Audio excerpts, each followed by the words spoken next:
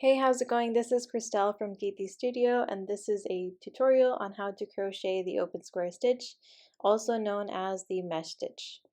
If you have no experience with this stitch, this video is perfect for you, and if you're more advanced, I have a playlist with some ideas on how you can work with the mesh stitch a little bit more. After creating a slip knot, I'm going to work chains in multiples of 3 because every 3 chains is going to represent a square in my row.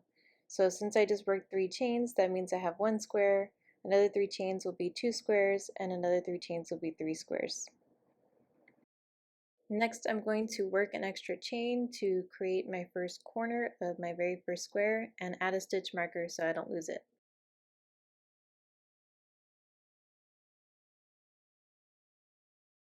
Next, I'm going to work a chain of 5, which is going to make the first square of my row, the first 2 stitches being the right side of my square, the third stitch being the top right corner, and the last 2 stitches being the top of the square. From here, I'm going to skip 2 stitches from my stitch marker and work a double crochet into the third stitch.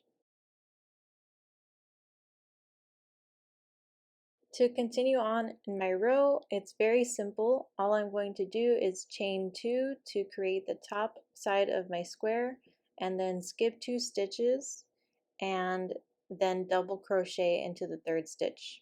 So this requires a little patience in the first row, but once you get past this row, it's going to be super smooth sailing because it'll be obvious where the third stitch is. So it's kind of silly to do on this one because there's only 3 chains remaining, but if I have a larger project, I always try to count the number of chains that I have left just to make sure that they're in multiples of 3 so I can end nicely on the very last chain. Now that we're done with the first row, every row after is going to be so much easier. So first we're going to start off with working a chain of 5 just like we did for the very first row. I also just realized the stitch marker is still on, so if yours is still on, you can take it off. It doesn't really serve a purpose anymore. Anyways, so you've worked your chain 5, then you're going to turn your piece and you're going to skip 2 stitches just like last time and work a double crochet into the third stitch. This time though, like I said, it's easier because it's much more obvious. All you have to do is work a double crochet over the double crochet that you worked previously.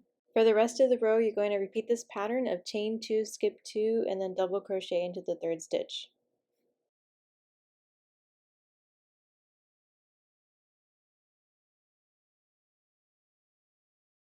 When you get to the end of the row, it might not be as obvious where to put your last double crochet, which makes sense because you're working now into a chain rather than the rest of the row you were able to kind of use the double crochet.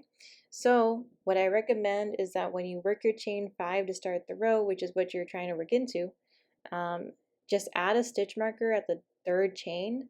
That way when you get to the end of the row again, you'll be able to see exactly where to put the double crochet.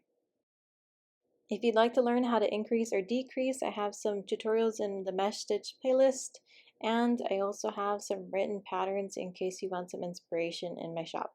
Thank you so much for watching, and please don't forget to like and subscribe.